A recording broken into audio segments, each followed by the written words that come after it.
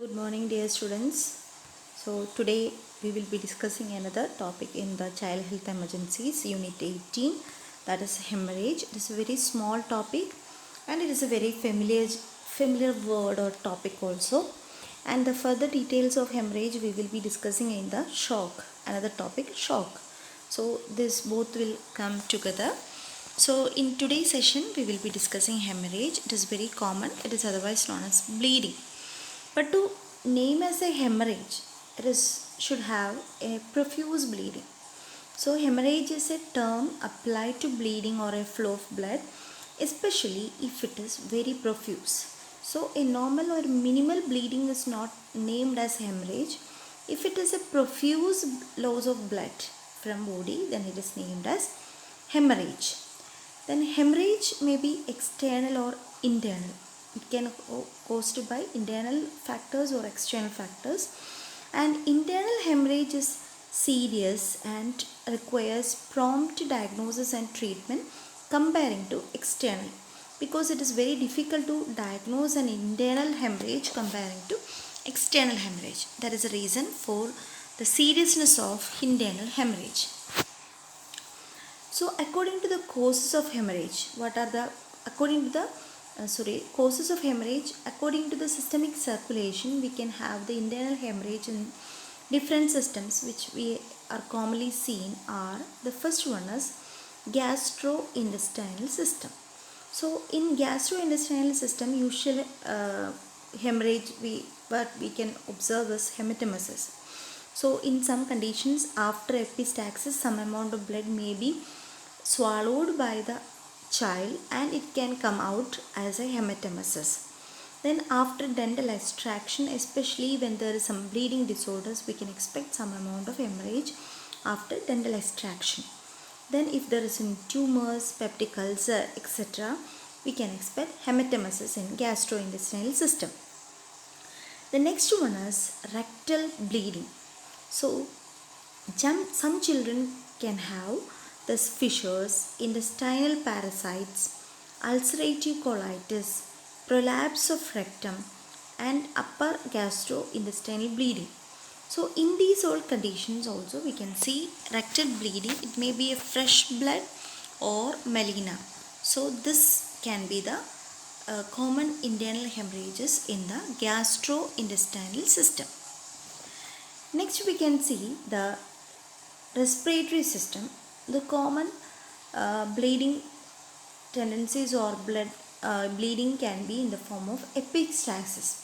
So it is usually caused by trauma or any foreign body or nasal diphtheria and hemorrhagic disorders and rheumatic fever. So in these all conditions we can expect some amount of epistaxis from the respiratory system. So next is hemoptysis. So sputum containing blood can be because of whooping cough, pneumonia, or tuberculosis, which is adult type of tuberculosis in children. In that condition also there will be hemoptysis. And in respiratory system we can have hemothorax also. If there is any injury or other complications, it can have hemothorax. The next system which is affected is the intracranial or CNS bleeding can be the, so it can be because of minor head injury and intracranial hemorrhage of the newborn can be there. So as a result of birth injury, there may be intracranial hemorrhages of the newborn also. Next is renal system. So hematuria, this may be caused by glomerulonephritis, tuberculosis, septicemia, neoplasms, and the hemorrhage may be led with hemophilia and hemorrhagic disease of the newborn. So in these all conditions we can see the hematuria in the renal system. So these are the common causes of hemorrhage in internal hemorrhage.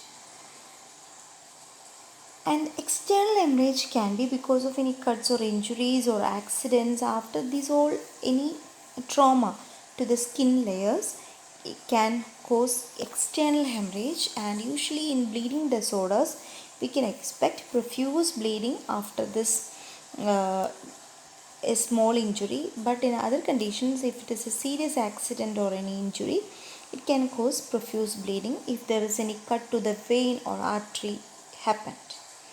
So this is about the external injury, external hemorrhage. Next we can see the signs and symptoms of hemorrhage. So the blood loss can be there. So profuse bleeding is known as hemorrhage and the blood volume will be lost. It can lead to hypovolemic shock. Next is tachycardia, and if it is it's not controllable bleeding, it can lead to bradycardia and shock also. Next is a hypoxia, mental confusion, and next is the unconsciousness and coma.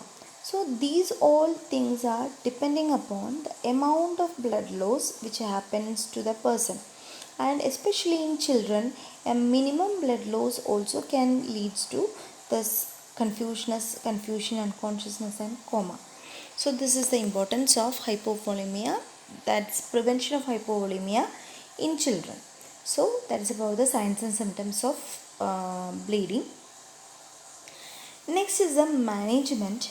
When gross hemorrhage occurs from areas which are very obvious, a tourniquet may help to control the hemorrhage. So a tourniquet or a tight clothing can be applied so that some amount of hemorrhage can be controlled.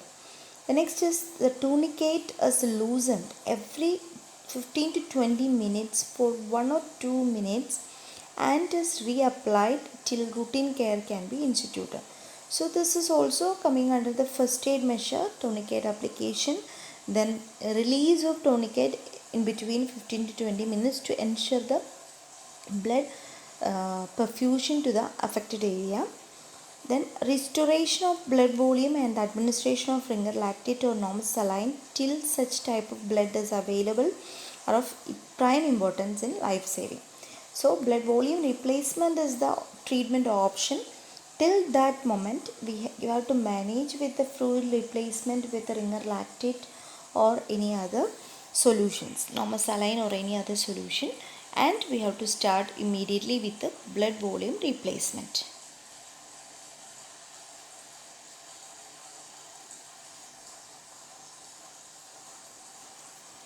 Next is the supportive therapy, which includes oxygen because there are chance of getting hypoxia and other complications. So oxygen administration is important.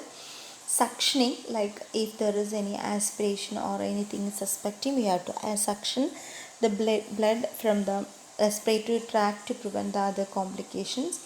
Gastric lavage can be done, and treatment of cardiac arrest and tamponade if hemorrhage is associated with a trauma or any accident.